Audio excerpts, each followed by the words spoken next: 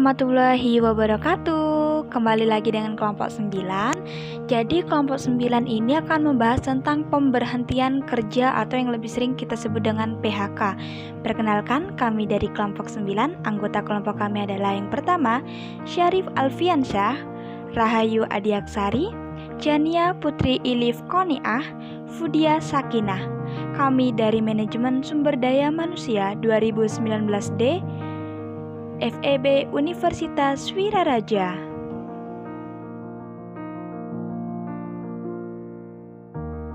Assalamualaikum warahmatullahi wabarakatuh. Saya Fudia Sakinah, perwakilan dari kelompok 9, akan mempresentasikan hasil kerja kelompok kami. A, yaitu pemutusan hubungan kerja atau PHK. Pemutusan hubungan kerja PHK adalah suatu kondisi tidak bekerjanya lagi karyawan pada suatu perusahaan karena hubungan kerja antara yang bersangkutan dengan perusahaan terputus atau tidak diperpanjang lagi. Dari pihak perusahaan, pemutusan hubungan kerja ini akan menimbulkan resiko antara lain: 1. Melepaskan karyawan yang berpengalaman dan setia. 2. Terhentinya produksi sementara dengan adanya PHK. 3. Harus mencari pengganti karyawan. 4. Untuk mengganti perlu biaya besar guna merekrut. 5. Hasil kerja karyawan pengganti belum tentu sebaik karyawan yang kena PHK.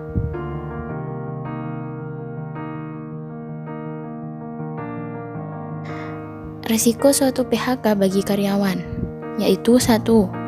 Hilang atau berkurangnya penghasilan untuk membiayai keluarga. 2. Timbul situasi tidak nyaman karena harus menganggur. 3. Berkurangnya rasa harga diri, apalagi bila selama ini memangku suatu jabatan. 4. Terputusnya hubungan atau relasi dengan sekerja. 5. Harus berupaya mencari pekerja baru. Ada timbulnya PHK juga bersumber dari 1. Permintaan karyawan sendiri. 2. Kebijakan organisasi atau perusahaan. 3. Tidak ada pengembangan karir. 4. Lingkungan kerja kurang nyaman. Masalah keluarga. 6. Masalah kesehatan tidak sesuai. 7. Pekerjaan tidak sesuai minat dan bakat. 8. Perlakuan kurang adil, dan sebagainya.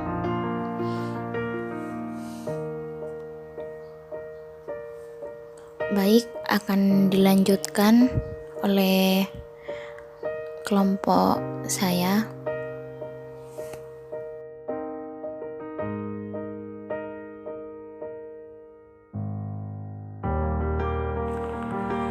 Baik, di sini saya akan menjelaskan pengajuan PHK dalam bentuk APS atas permintaan sendiri boleh, tetapi bila jumlah karyawan yang diminta PHK banyak, maka perusahaan dapat rugi. Hal ini terlihat pada 1. Produktivitas kerja akan turun atau bias terhenti. Perusahaan akan kehilangan tenaga potensial yang susah dicari penggantinya. 3. Perusahaan dapat mengeluarkan biaya, waktu, dan tenaga untuk merekrut pegawai. 4. Kurang berfungsinya pengelolaan perusahaan dengan baik. Kebijakan PHK untuk sebagian karyawan terpaksa dilakukan karena 1. Karyawan tidak disiplin. 2. Karyawan kurang cakap dan tidak produktif. 3. Karyawan mempunyai perilaku asusila. 4. Karyawan tidak dapat bekerja sama. Dan yang kelima, penyederhanaan organisasi dalam perusahaan tersebut. Peraturan perundang-undangan mengatur bahwa seseorang yang terkena peraturan harus di PHK bila karyawan 1. Meninggal dunia atau hilang tidak tahu rimbanya. 2. Telah mencapai batas usia PHK. 3. Melanggar peraturan yang berlaku. 4. Berakhirnya kontrak dengan perusahaan. Dan yang kelima, terlibat dengan kegiatan yang menentang pemerintah.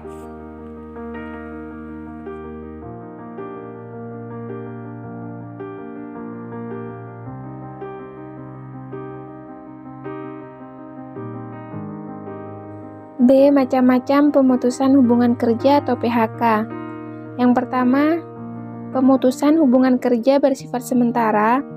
Yang kedua, pemutusan hubungan kerja bersifat permanen. Di sini, pemutusan hubungan kerja bersifat sementara biasanya dapat terjadi pada karyawan tidak tetap atau karyawan yang hubungan kerjanya bersifat tidak tetap, dan juga pada perusahaan yang bergerak atau menghasilkan suatu produk secara musiman, seperti pabrik yang bahan bakunya terbatas, daerah pemasarannya terbatas, dan juga ada usaha yang laris ketika musim tertentu, seperti musim libur, hari raya, dan sebagainya. Ada juga karyawan yang dikenakan tahanan sementara oleh yang berwajib karena disangka berbuat tindak pidana kejahatan. Untuk pemutusan hubungan kerja bersifat permanen, itu sering disebut pemberhentian, yaitu terputusnya ikatan kerja antara karyawan dengan perusahaan tempat bekerja.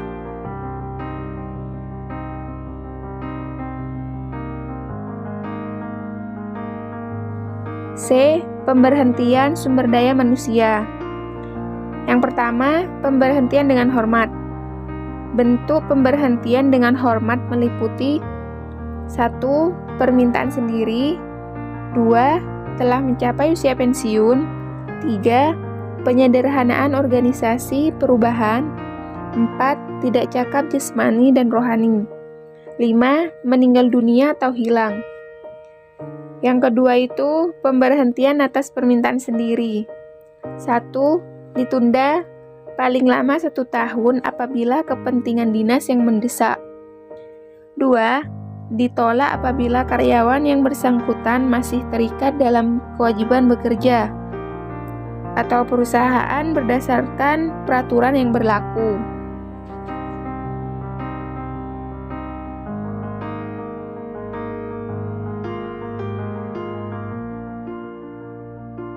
Pada tahap mencapai usia pensiun, batas usia pegawai negeri sipil yang dikatakan telah mencapai usia pensiun itu ada 4 kategori nih teman-teman. Yang pertama, sampai umur 65 tahun, yang kedua sampai 70 tahun, yang ketiga sampai 60 tahun, dan yang keempat sampai 58 tahun. Nah, di sini kita akan mengupas satu persatu tentang mencapai batasan usia pensiun. Yang pertama, sampai 65 tahun. Ini merupakan karyawan yang memangku jabatan ahli peneliti. Contohnya nih, lektor kepala. Yang kedua, sampai 70 tahun. Ini biasanya terjadi pada guru-guru besar seperti halnya Bapak Ibu dosen. Yang ketiga, sampai 60 tahun. Nah, ini untuk para karyawan yang memangku jabatan yang telah ditentukan oleh presiden. Nah, di sini teman-teman terbagi lagi beberapa hal. Dalam jabatan yang telah ditentukan oleh presiden, diantaranya adalah yang A. Ketua, Wakil Ketua, Ketua Muda, Hakim, Anggota Mahkamah Agung. B. Jaksa Agung, Pimpinan Kesekretariatan Lembaga Tertinggi atau Tinggi Negara, Pimpinan Lembaga Pemerintah Non-Departemen, Sekjen, Irjen, Kepala Badan di Departemen. C. Eselon 1 dalam jabatan struktural. D. Dokter yang bertugas pada lembaga kedokteran negara. E. Pengawas SLTA, SLTP, guru yang ditugaskan penuh pada sekolah lanjutan sekolah dasar.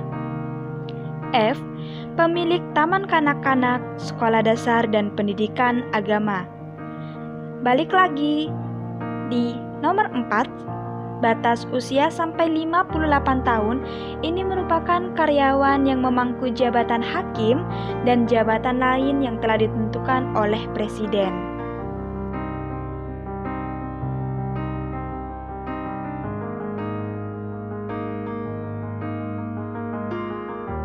Nah, selanjutnya adalah pemberian uang pesangon.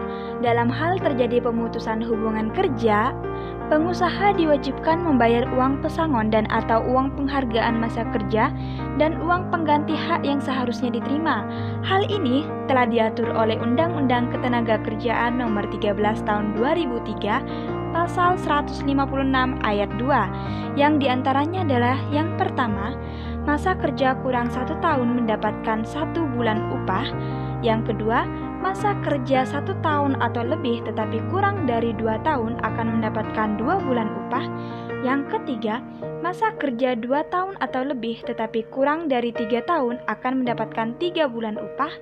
Yang keempat, masa kerja 3 tahun atau lebih tetapi kurang dari 4 tahun akan mendapatkan 4 bulan upah. Yang kelima, masa kerja 5 tahun atau lebih tetapi kurang dari 6 tahun akan mendapatkan 5 bulan upah. Yang keenam, masa kerja 6 tahun atau lebih tetapi kurang dari 7 tahun akan mendapatkan 6 bulan upah. Yang ketujuh, masa kerja 7 tahun atau lebih tetapi kurang dari 8 tahun akan mendapatkan 7 bulan upah. Dan yang terakhir, masa kerja 8 tahun atau lebih akan mendapatkan 9 bulan upah.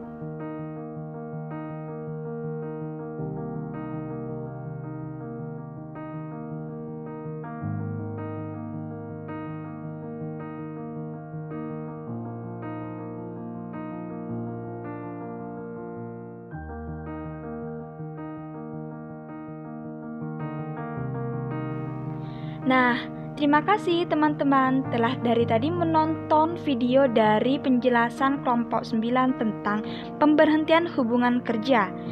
Kami dari kelompok 9, kelas Manajemen Sumber Daya Manusia 2019D, Fakultas Ekonomi dan Bisnis Universitas Wiraraja, mengucapkan terima kasih banyak kepada kalian semua yang telah menonton video kita sampai selesai.